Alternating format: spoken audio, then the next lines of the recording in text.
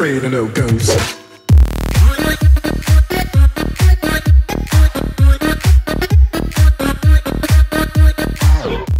What's up? Peep and Tom here. Going to show you today quickly how to like mix and master songs. I'm just going to show you how to do a Melbourne Bounce Song because it's the latest one I did, and yeah, it's probably the easiest to explain how to do. Mixing and mastering. Mastering is just something you should definitely know, is that when you master a track, you're not going to do that great of a job unless you've been doing this for years and you have a fully treated room. You're not going to do any, like, you're not going to make a good, like, make it great. I do my own mastering version of it. It's definitely not like up to the quality of like ones in professional studios. Usually when you send your tracks to labels, and then labels will master it, and then they take 50% cut of whatever tunes you may sell on Beatport or on iTunes or whatever. So they usually take care of that. At least my label does that, and they master all my shit for me, and they're like the dopest thing ever. They got like plasma pools, so sick. They got like the foam from like NASA, that it goes like when the rockets shoot into the ground, the foam that like absorbs all that fire. They like buy the used scraps of that, and it's like this super crazy insulation stuff, and they just have this room that's like a circle. It's like insulated, and you can just hear everything so accurately, and the sounds are just bananas. I don't have that. I don't have nearly anything like that. I just have a bunch of foam everywhere that I stick up and try to I don't know, just make it sound a little better, just so I can mix it properly. Send it off to mastering. You don't know what you're doing. You need to hear all the sounds in the room. Everything has to sound really, really, you have to be very accurate with your sounds and to know the frequencies. That being said, I'll show you how I do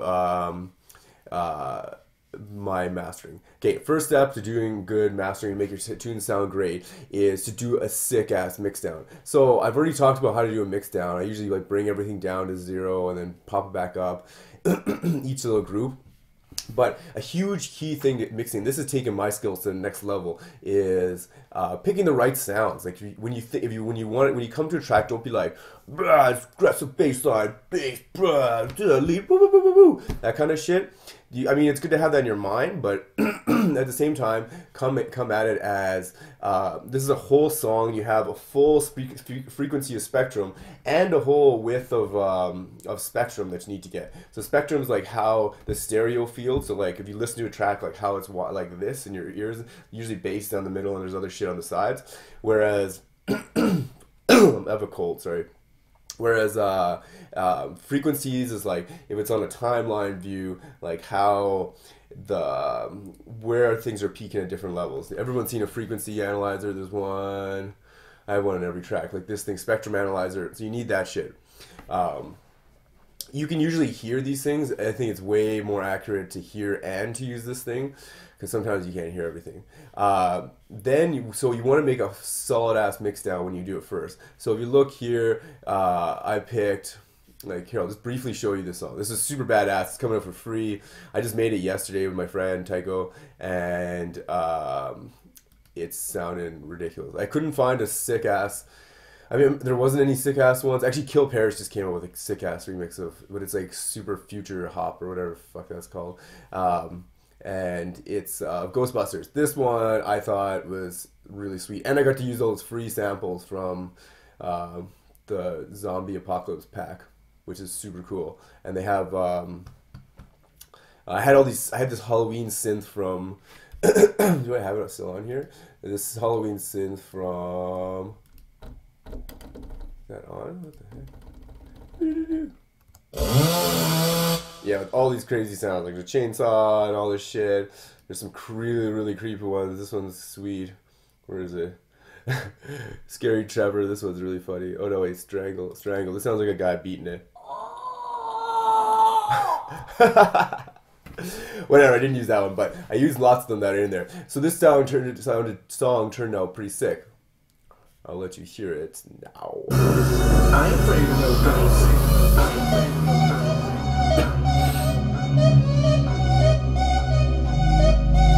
It's a little breakdown.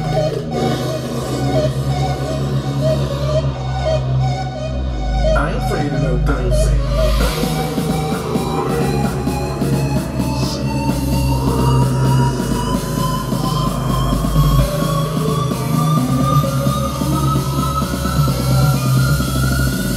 afraid of no ghosts.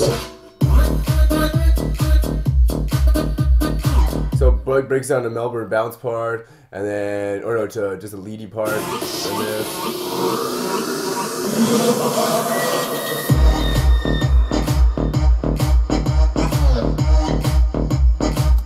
I love that shit. It goes off in the club. Then a little breakdown, pretty much the same breakdown. I added some other couple elements, and then the last drop is. I ain't afraid of no ghosts.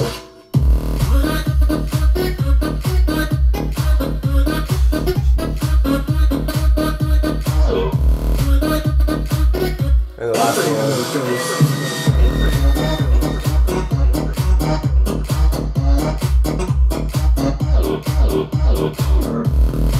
So that's pretty deadly. I think it'll go off. I've never heard of like a good remix of Ghostbusters that would be like suitable for like a dance club. Most of them I heard have been like weird or like cool, but not dance club suitable.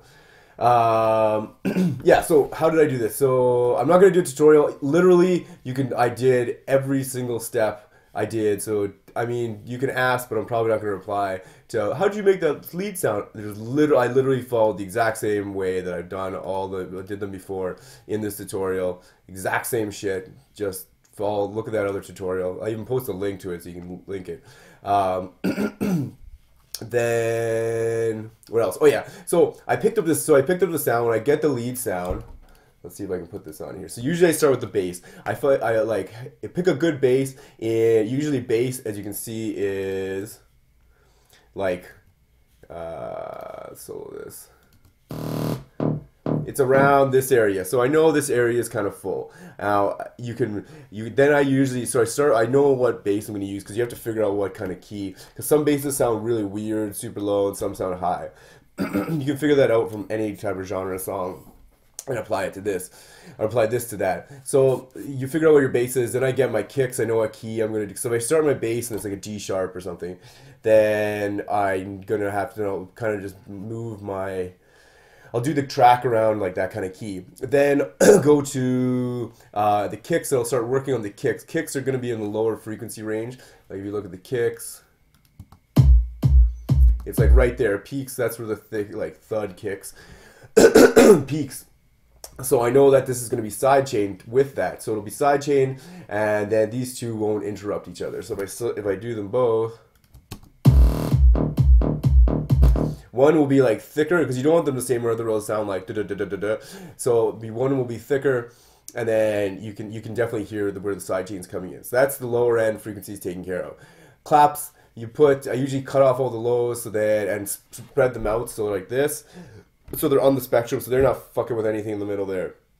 A kick in the bass, that is. Then what do I do? Yeah, then I pick the leads. Usually leads are honestly around this area right here. It's like if I look at the leads, where are we at here?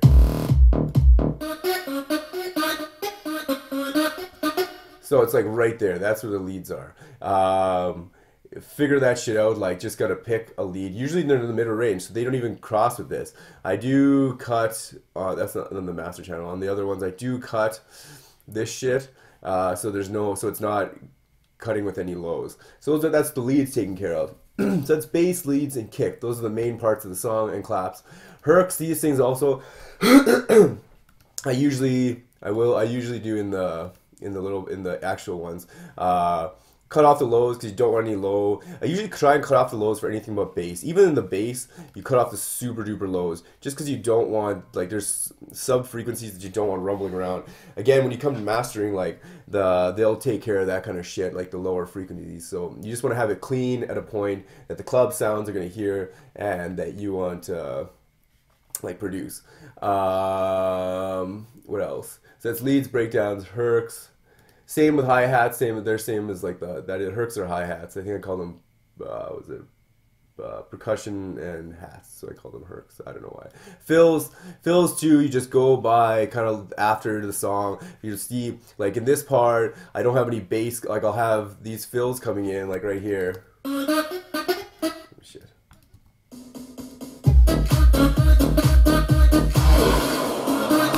So in this part, over the the kick and all this kind of jazz, the kick, the clap, the bass, and the leads are still coming in. So I split this into 2 channels. So then it's coming in over the side, so it's not really fucking with anything in the middle. Then even to like look over here, like I did the same thing here. So there's some fills. And I have, when there's bass and stuff coming, I have them, when there's kicks and stuff coming, I have them spread off to each side. And then when this drops off, I put just this down the middle so it's more thicker and more engaging towards people. What else? So that's, and then builds are the same as fills.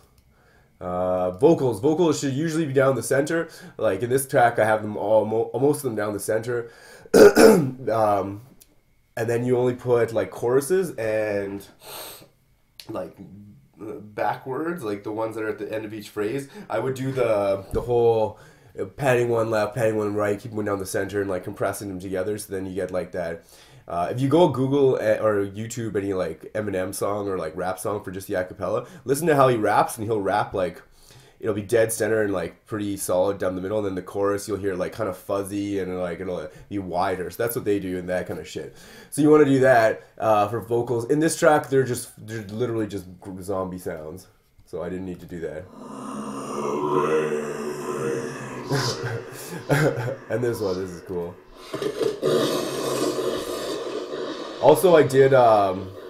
I put ping pong delay on there, so that kind of splits it up to each side, so that you don't have to worry about that. Again, I took the lows off because you just don't want low shit on there. What else?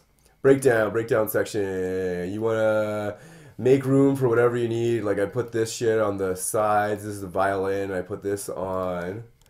Pew.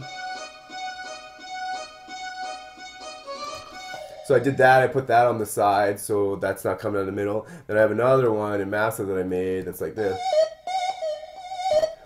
Put that down the middle, so then it gives a more wider sound. And then this is just a bass. The bass in the breakdown, so I cut off the lows for this one so it doesn't interrupt with the bass in the breakdown. And then this is just some like weird ambient shit I got in Nexus.